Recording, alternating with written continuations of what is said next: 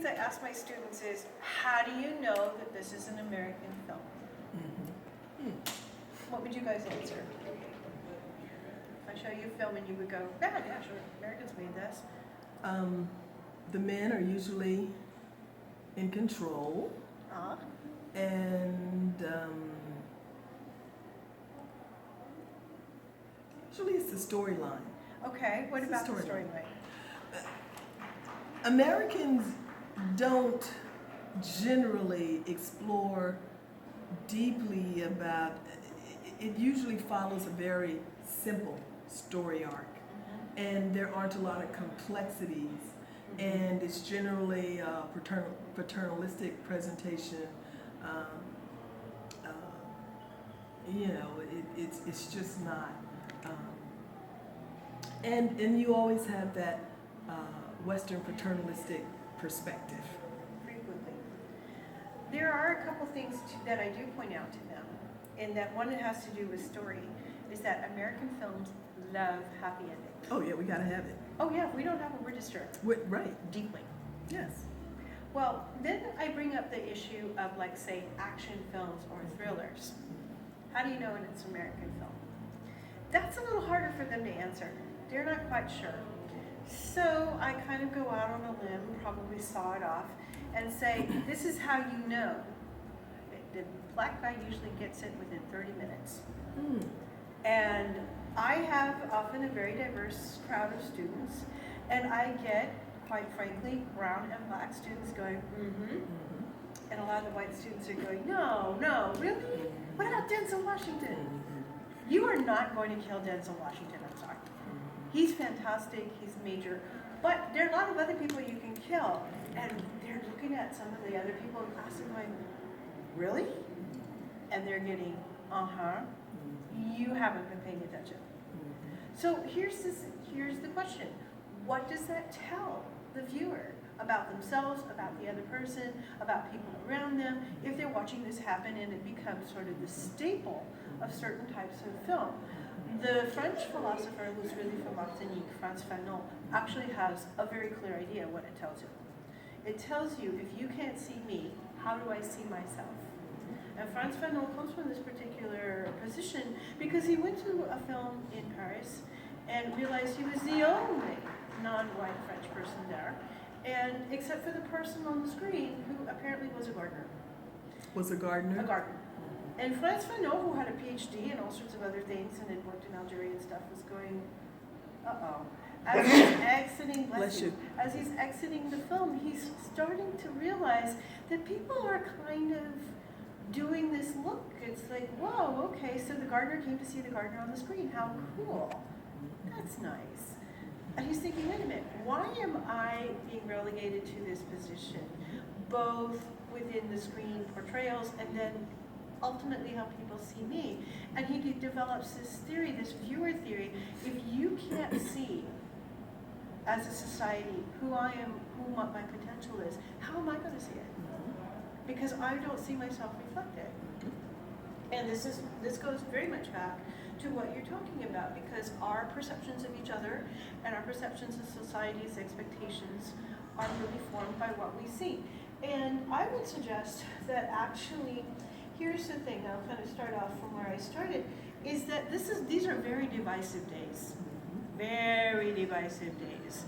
In part because Trump has tapped into a very interesting layer of fear among part of the population.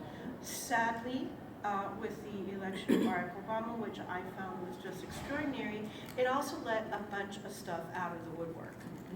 And then the creepy crawlies came out of the woodwork, and then with Donald Trump, then they realized that maybe they could stand on the sideline too. And so there's this expansion of stuff that's going on.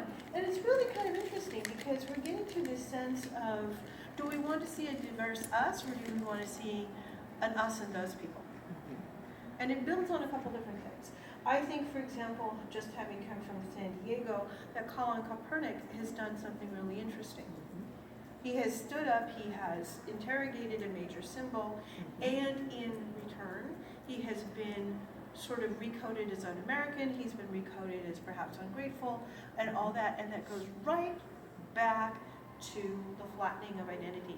that we have been given throughout much of American media and much of American film, that we all have this standard we're supposed to aspire to or be, and if the rest of you don't quite get with it, then maybe you're not quite there. And there's a film, I believe it's called The Untouchables, and it's very interesting that there is a discussion between a politician and a member of the mafia about something. And he says, well, I'm an American just like you. And the guy goes, no, actually, here's the deal.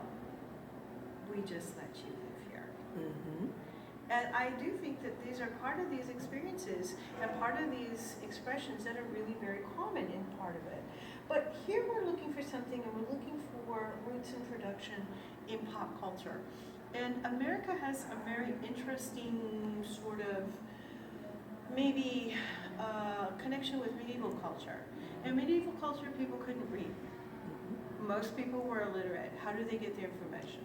Well, the church does it with stained glass windows to tell the stories. The stories are very clear. We're used to those. But also with plays, passion plays on the steps of the church, other little portrayals. How do you present the information, the story, the expectations if you don't do it through spectacle? You can't just hand somebody a book who can't read and say, why don't you read it? American culture functions very much like that. Our entertainment is both entertainment and instructive. For example, the Hays Code, when it came out, was very, very interested in developing a certain expectation of both minority groups and family history and family structure. You could not take a woman who was in the process of having an affair or becoming divorced and give her a happy ending. She had to meet her match. She had to be corrected in some particular way. So we've had these codes all along. So it's an interesting thing, and cinema itself is not too different. So we get these things. Because of American cinema, and also our roots in the McCarthy era, and the blacklist, and people who could not work because they were coded as being un-American, we're really, really, really good at setting up the idea of who the other is and who the other shouldn't be and what we should be doing with them. And it's very interesting, and I think as you put it this way too, that if you're going to paraphrase or kind of get an idea, I think of James Brown with his film, with his song, It's a Man's World. Let's just paraphrase it. It's a white production director's world, for the most part, if you look at particular things, which we will in a minute.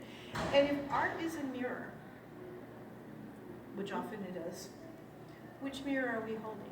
And who's holding the mirror? Who's in control of the mirror? Is it your hands on the mirror handle, or are you being shown a mirror? And something behind it is going on. I talked about Disney a little bit earlier in earlier product when we talked about Jasmine. Many people point to Jasmine as a very positive Barbie doll figure that's going to come out. Oh, this is really good. Girls get Jasmine. Jasmine is still dressed like a harem girl. She's not wearing clothes. She's wearing clothing that says, I'm available.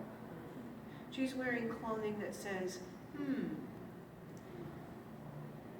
I'm something that you might acquire. I wouldn't possibly really want to wear a real shirt when I could wear this. And yet Jasmine is not a really accurate representation of what a real Arab princess looks like. All you have to do is look at the Queen of Jordan. I don't think she'd be caught dead looking like Jasmine. So we've got this issue. What are we being given? Who is telling our stories? Disney tells us our stories, but what does Disney tell you about Pocahontas?